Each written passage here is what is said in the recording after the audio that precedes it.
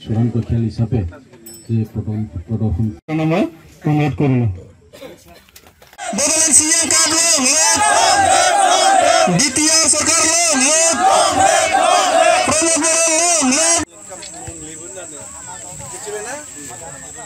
मैयानिफ्राय जि बड'लेण्ड CM काप football tournament बियो जानानै दिनै जोबथा माने फाइनाल बे फाइनाला जानानै थांबाय आरो बेहाय बालाबारि VCDC हिसाबै मोनब्रै टीमा बेहाय बाहागो लादोंमोन आरो बे हिसाबै दिनै माने बालाबारि जथाइ FC आरो भकपुर FC बे मोननैनि गेजेराव माने फाइनाल माने खेला जादोंमोन आरो बे फाइनालाव बालाबारि जथाइ FCआ भकपुर FC खौ 3-0 गोलाव फेजेननानै बिथांमोना चेम्पियन जाबाय बालाबारि VCDC हिसाबै आरो आसा खालामो नैबे बालाबारि जथाइ FCआ जोंना फैबाय थानाय जि माने समष्टि लेभेलाव बे समष्टि लेभेलाव बिथांमोना बाहागो लानायनि लामाया क्लियार जाबाय आरो मानगोनां प्रमद बर' बिथांनि दैदेननायाव बड'लेण्ड CM फुटबल टुर्नामेन्ट बियो सारा जोंनि BTR आव मोनफ्रोमबो VCDC आव जानो थांगासिनो दङ आरो सोरबा बे VCDC आव बे माने खेलाया जोबनानै थांदों आरो गाबोन VCDC लेभेलनि खेलाफ्रा जोबगोन आरो बेनि उनावनो माने समष्टि लेभेलाव बियो सानब्रै सानबानि गेजेराव सोलिगोन आरो बे समष्टि लेभेला जोबनायनि उनाव जोंहा जिल्ला पर्यायनि जिल्लायाव बियो गेलेहैगोन आरो जिल्लायाव जोबखांनायनि उनाव बियो काउन्सिल लेभेलाव जोंनि BTC काउन्सिल लेभेलाव बियो फाइनाल मोनसे खेला गेलेहैगोन आसा खालामदों जोङो जोंनि गरेस्वर समष्टिनिफ्राय बेहाय माने जोबथा माने फाइनालखौ गेलेनो मोननायनि जोङो मोनसे मिजिं थिदों आरो बिनि थाखाय जोङो मोनफ्रोमबो माने VCDC-खौ जोंनि समष्टियाव 10टा VCDC-आ बेयाव बाहागो लादों आरो बे 10टा VCDC-नि साबसिन माने टीमखौ जोङो जिल्ला पर्यायसिम माने दैथायहरनो हायो आसा खालामदों जिल्लानिफ्राय जोङो जाहाथे माने काउन्सिल लेभेलाव गेलेहैनो हायो बेखौनो आसा खालामदों आरो जोङो बयखौबो VCDC चेयारमेन बिथांमोनखौ खावलायदों बा बिथांमोना मोजांनिख्रुइ मोजां माने खेलाखौ जोङो गेलेहोनो हायो जाहाथे गरेस्वर समष्टिनिफ्राय माने जोबनाय खेलाखौ जों गेलेनो हायो बेनि थाखाय बिथांमोनखौ खावलायदों आरो बिथांमोना बे हिसाबैनो VCDC लेभेलाव हानायखिना बिथांमोना नारानाथा नाजादों जोङो मोजां खेल जाहाथे देखायनो हायो बेखौनो आसा खालामदों। बड'लेण्ड CM काप फुटबल टुर्नामेन्ट गुबै खुंनाय थांखिया जाहैबाय जोंहा जिहेतु BTC ओनसोला गोबां खेल बा खेलाजों जोंनि माने जि ओनसोल बे BTC ओनसोलनि मानसिफ्रा जथेस्थ' खेला गेलेनानै जोंहा रायजो बा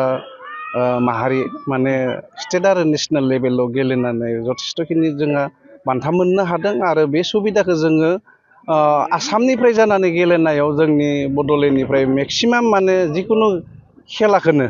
जोङो गेलेनानै माने जथेस्थ'खिनि बान्था मोननो हादों आरो जिहेतु जोंहा मोनसे गेलेनो हानाय केपासिटि दङ माने बड'लेण्डआव जथेस्थ' माने जोंहा सेंग्रा सिख्लाफोरा मोनसे खेलानि प्रति आग्रह आरो बे आग्रह हिसाबै जोङो सानदों माने माखासे जोंनि सुबुंफोरखौ बे खेलानि गेजेरजों जोङो भबिष्यतआव आवगायना लाना थांनो हायो आरो जिहेतु जोंहा मोनसे 2 बोसोर जाबाय माने भारतनि माहारियारि जि माने दुरान्ड काप बे दुरान्ड कापआव जिहेतु BTC ओनसोलाव जोङो बेखौ मोजाङै खुंफुंनानै हरनो हादों 2 बोसोर बे 2 बोसोराव खुंफुंना हरनो हानायनि जि मोनसे नेरसोन बायदियै बे माने जोंनि दुरान्ड कापनि जाय बिगोमा जायफोरा बे माने खेलाखौ फाथियो बिथांमोना बड'लेण्ड ओनसोलनिफ्रायनो दुरान्ड काप गेलेनो हानाय माने खेला गेलेगिरि बे खेला गेलेगिरि माने सायख'नानै गेलेहोनो मोनसे सुबिदाखौ होदों आरो बिनि अनगायैबो जोंहा माने नर्थ इस्टआव जि माने 6 शिड्युल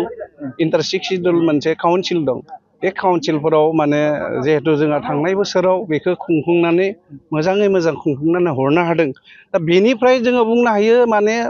फुटबलखौ जोंनि बड'लेण्ड ओनसोलनि मानसिफोरा रायजोफोरा एक्सेप्ट खालामदों माने आजावना लादों आरो बेखौ जोङो जोंनि देहाजों लोगोसे जोंनि जि माने लाइफ स्टाइल बा जोंहा फैबाय थानाय जोंनि सेंग्रा सिख्लाफोर बे खेलाखौ गेलेनानै जोङो जथेस्थ' आवगायलांनायनि मोनसे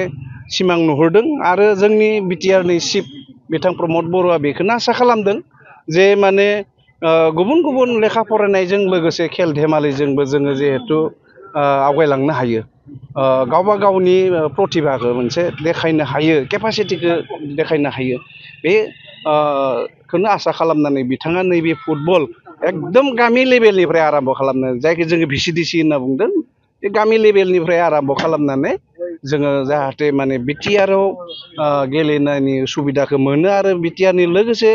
रायजो बा नेसनेल लेभेलाव फुटबलखौ गेलेनानै जों दावगालांनो हायो बेखौनो आसा खालामनानै बिथाङा नैबे बड'लेण्ड CM फुटबल टुर्नामेन्टनि खुंनायनि गुबै थांखिया बेखौ फरायसाफोरनि थाखाय मोनसे फोसावथाय सोलोंथाइ बोसोर 2025-26 नि फरायसाफोरनि थाखाय गोदानै मुं थिसननाय लानानै फैदों रुनिकाटानि UN एकाडेमिया चिरां जिल्लानि रुनिकाटायाव थानाय UN एकाडेमिया देग्लायनिफ्राय HS फार्स्ट इयारनि सोलोंथाइ होनायखौ जागायबाय बे एकाडेमियाव 11 थाखोनि आर्ट्स स्ट्रीमनि गोदानै मुं थिसननायखौ दासान्दि लागासिनो दं गुन गोनां सोलोंथाइ होनायजों लोगोसे हौवासा आरो हिन्जावसाफोरनि थाखाय आलादा आलादायै साखोन सिखोनै हस्टेलनि खाबुबो दं